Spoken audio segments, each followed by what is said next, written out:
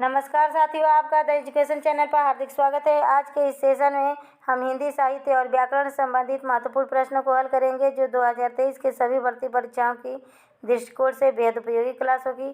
खासकर TGT, PGT, KBS, NBS, UGC net तथा GIC और एलटी ग्रेड परीक्षाओं के दृष्टिकोण से बेहद उपयोगी क्लास होगी। तो देर न करते हुए चलिए सेशन की शुरुआत करते हैं। अगर चैनल पर पहली बार विजिट किए होंगे तो आपसे नम्र निवेदन है, सेशन को लाइक कर दीजिएगा। सेशन पसंद आए तो चैनल को सब्सक्राइब कर लीजिएगा और अपने दोस्तों में शेयर कर दीजिएगा।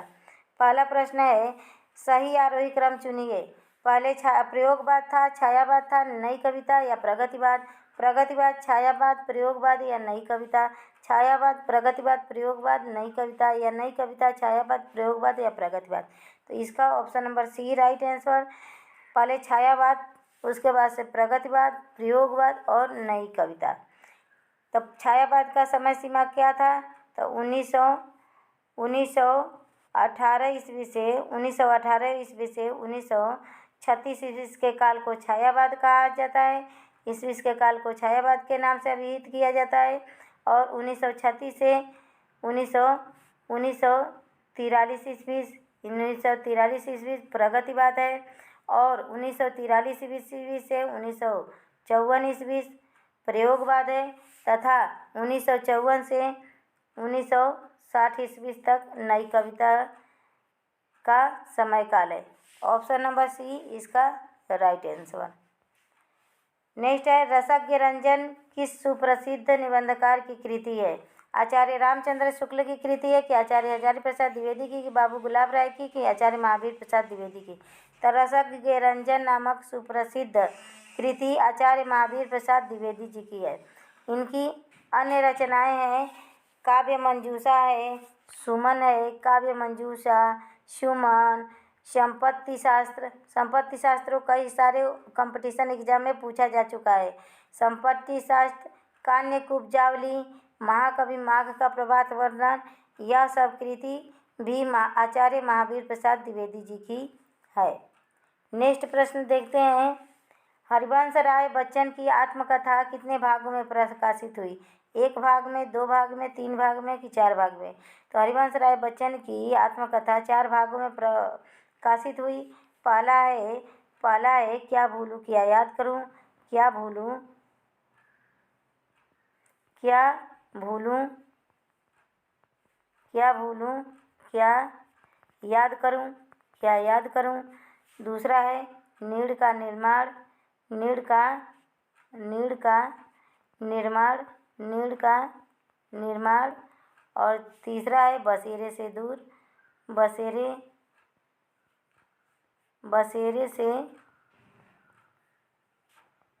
से दूर।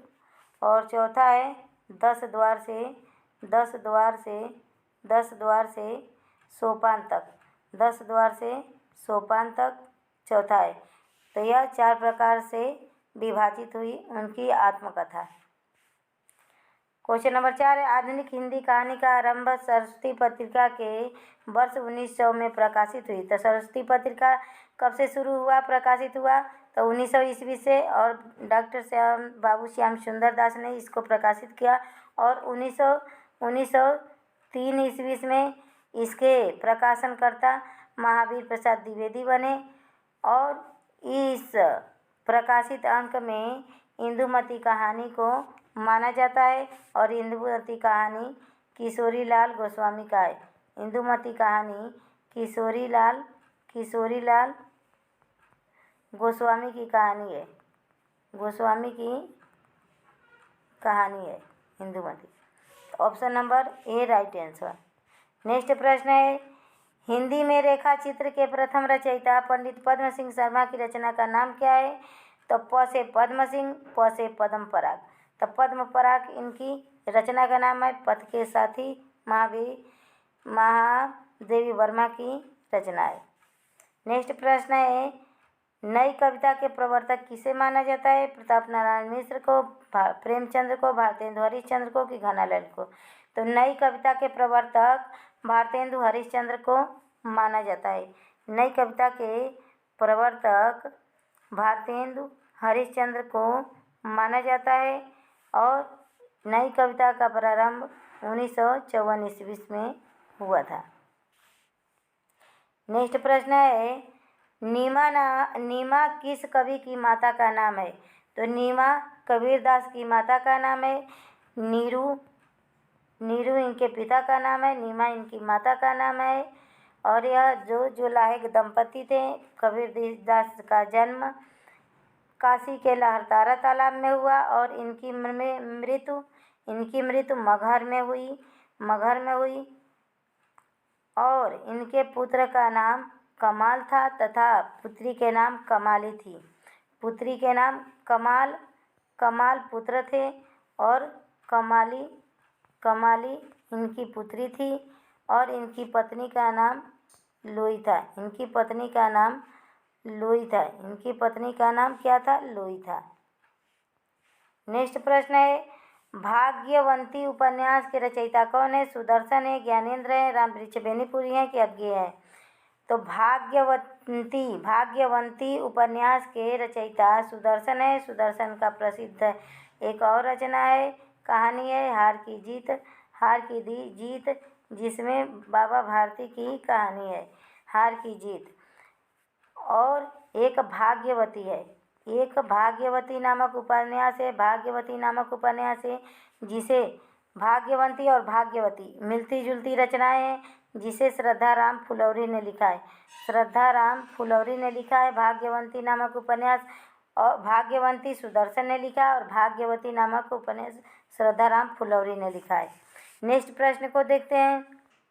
क्वेश्चन नंबर 9 है, पितृ शब्द की चतुर्थी विभक्ति में रूप क्या होगा? पितरौ होगा, पितृन होगा कि पितरा होगा कि पितरे होगा? तो पितृ शब्द का चतुर्थी विभक्ति में रूप पितरे होगा। Option number D right answer. Next प्रश्न को देखते हैं। क्वेश्चन नंबर 10 है, सुख सागर की रचना किसने की? सदल मिश्र ने, लल्लूलाल ने, तुलसीदास ने या सदा सुखलाल ने? तो सुख सागर सदा सुखलाल नियाज की रचना है और इनकी भाषा को आचार्य रामचंद्र शुक्ल ने क्या कहा है? तो इनकी भाषा को पंडिताऊपन कहा है। इनकी भाषा में पंडिताऊपन झलकता है, ऐसा आचार्य रामचंद्र शुक्ल का मानना है। नेक्स्ट प्रश्न देखते हैं। प्रश्न नंबर 11 है, कोणार्क नाटक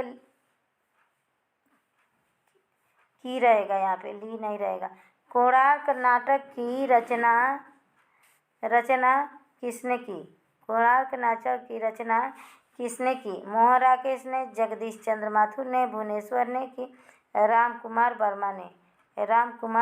वर्मा ने? तो कोणार्क नाटक जगदीश चंद्र माथुर की रचना है। इनकी रचना है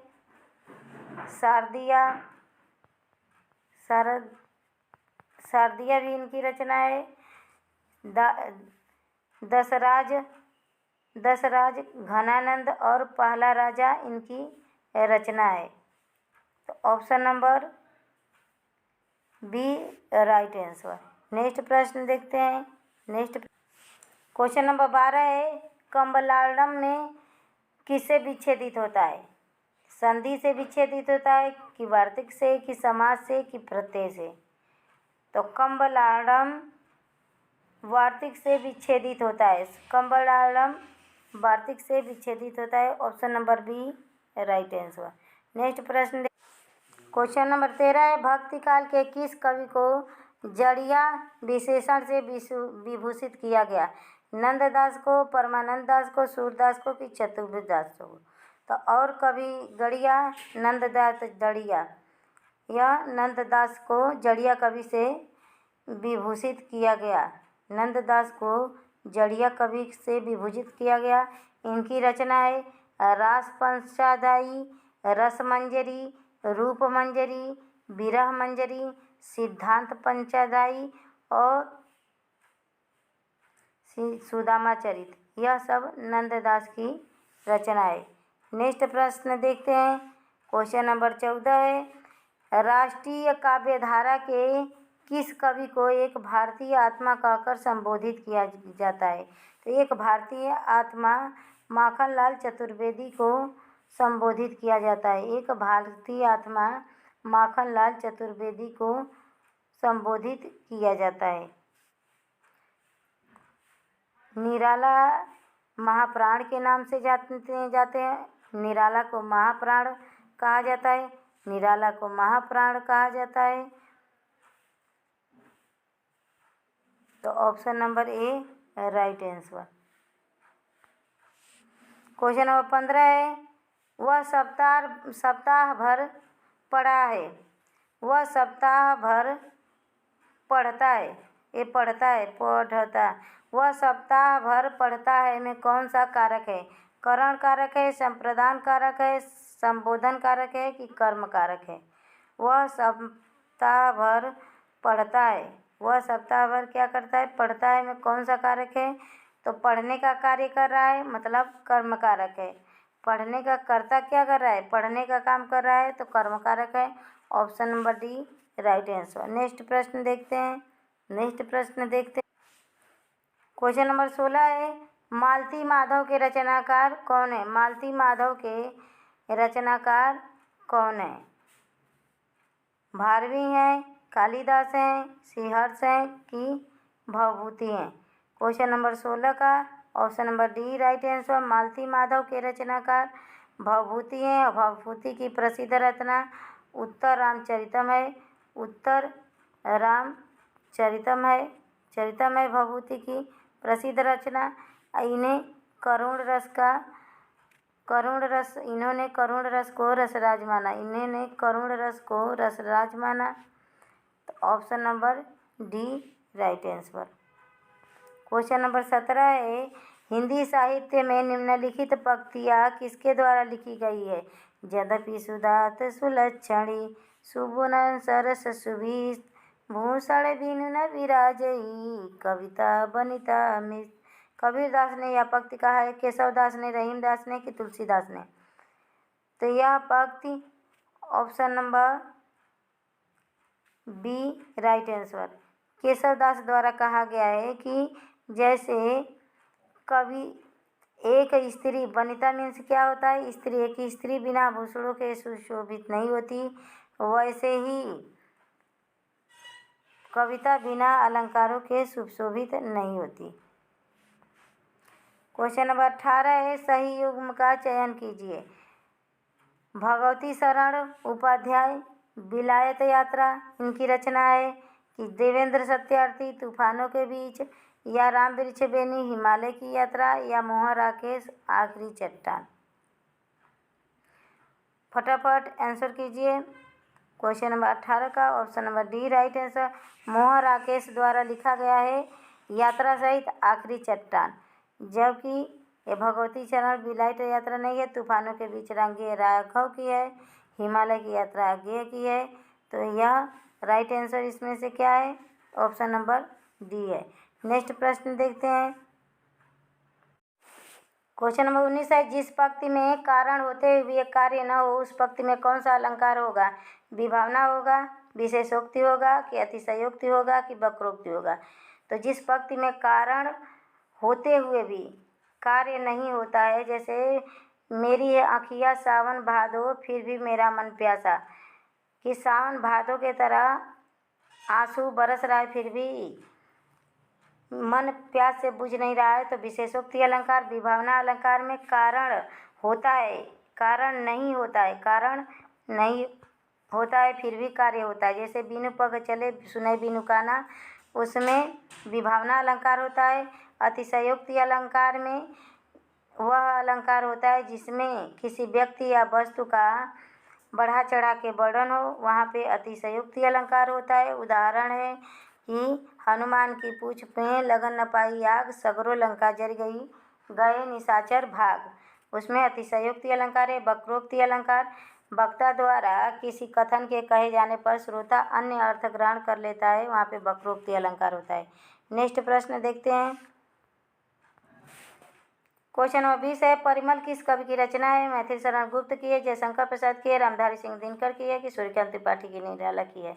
तो परिमल निराला जी की रचना है। परिमल, अणिमा, अणिमा, बेला, बेला, कुकुरमुत्ता, कुकुरमुत्ता, कुकुरमुत्ता, गीतिका, गीतिका आदि रचनाएं निराला जी की रचनाएं हैं। तो option number D right answer. Next प्रश्न देखते हैं। क्वेश्चन नंबर 21 है, वह दंड से सन्यासी है का सही अनुवाद संस्कृत में सही अनुवाद कीजिए। सह दंडम सन्यासी, सह दंडेन सन्यासी, सह दंडात सन्यासी या उक्त तीनों। तो वह दंड से सन्यासी है, इसका संस्कृत में अनुवाद सह दंडेन सन्यासी। Option number B right answer. Option number B right answer. Next question देखते हैं। क्वेश्चन नंबर 22 है, समय के आरोही क्रम में कौन सी रचना पहले आएगी। कौन सी रचना पहले आएगी। अंधेर नगरी, त्यागपत्र, आत्मनेय पद या तुम चंदन हम पानी। तो अंधेर नगरी आएगी। अंधेर नगरी भारतेंदु जी की रचना है। भारतेंदु हरिश्चंद्र की रचना है और भारतेंदु जी आधुनिक युग के प्रणेता हैं। तो आधुनिक युग की ये चार कवि हैं। त्यागपत्र जैनेन्द्र की रचना है। त्यागपत्र जैनेन्द्र की रचना है। जैनेन्द्र की रचना है। आत्मनेय पद अज्ञेय जी की रचना है। आत्मनेय पद अज्ञेय की रचना है। तुम चंदन हम पानी विद्यानिवास मिश्र की रचना है। नेक्स्ट प्रश्न देखते हैं। हिंदी अपने जन्म से ही ब्रजभाषा की प्रवृत्ति के साथ खड़ी बोली के प्रवृत्ति को लिए आई थी। ब्रजभाषा के हाथ में हाथ डालकर खड़ी बोली उतरी थी। यह कथन किसका है कि खड़ी ब्रजभाषा के प्रादुर्भाव से ही खड़ी बोली का जन्म हुआ। तो यह कथन किसका है। भारतेंदु हरिश्चंद्र का है, आचार्य रामचंद्र शुक्ल का है, कि सत्येंद्र का है, कि डॉक्टर नगेंद्र का है। तो यह कथन आचार्य रामचंद्र शुक्ल का है।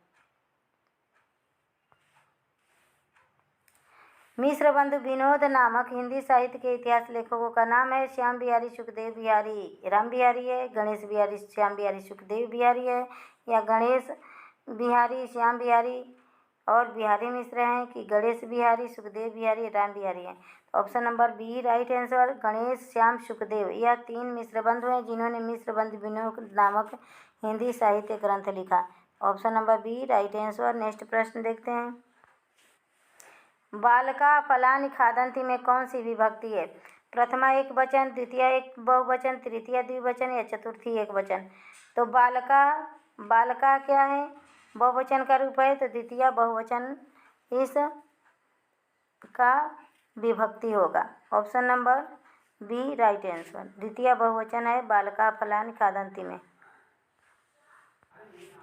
निम्न में से कौन सा ग्रंथ केशव का नहीं है। रामचंद्रिका नहीं है, कि कवि प्रिया नहीं है, कि विज्ञान पक्ति नहीं है, कि भाषा भूषण नहीं है।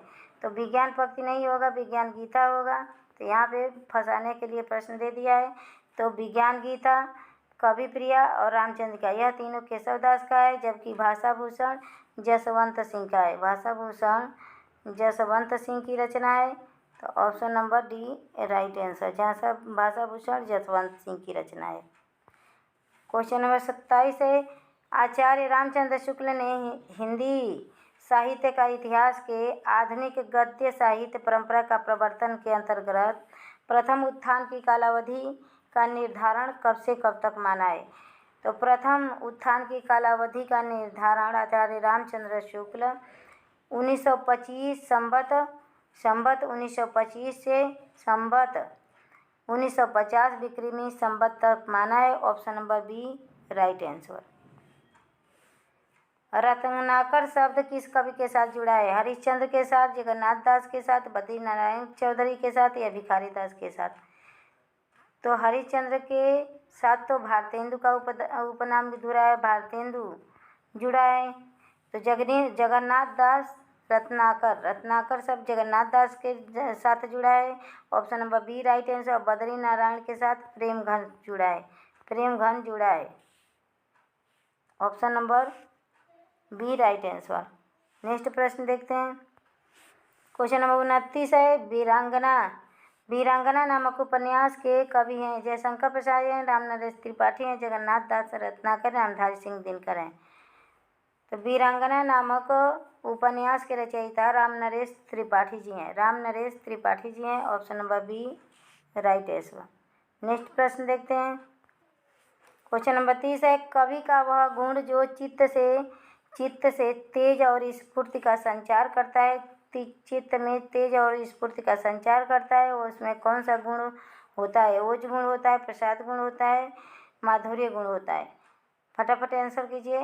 तो जिसमें तेज स्फूर्ति का संचार कर दे वह गुण ओज गुण कहलाता है। माधुर्य गुण प्रेम और विलाप में होता है और प्रसाद गुण सभी रसों में पाया जाता है। तो option number A right answer. ओज गुण चित्त में तेज और स्फूर्ति का संचार करता है। आज का यह सेशन हमारा यहीं समाप्त हुआ। कैसा लगा सेशन पसंद आए तो प्लीज़ चैनल को सब्सक्राइब कीजिएगा, लाइक कीजिएगा, शेयर कीजिएगा। नमस्कार दोस्तों, धन्यवाद।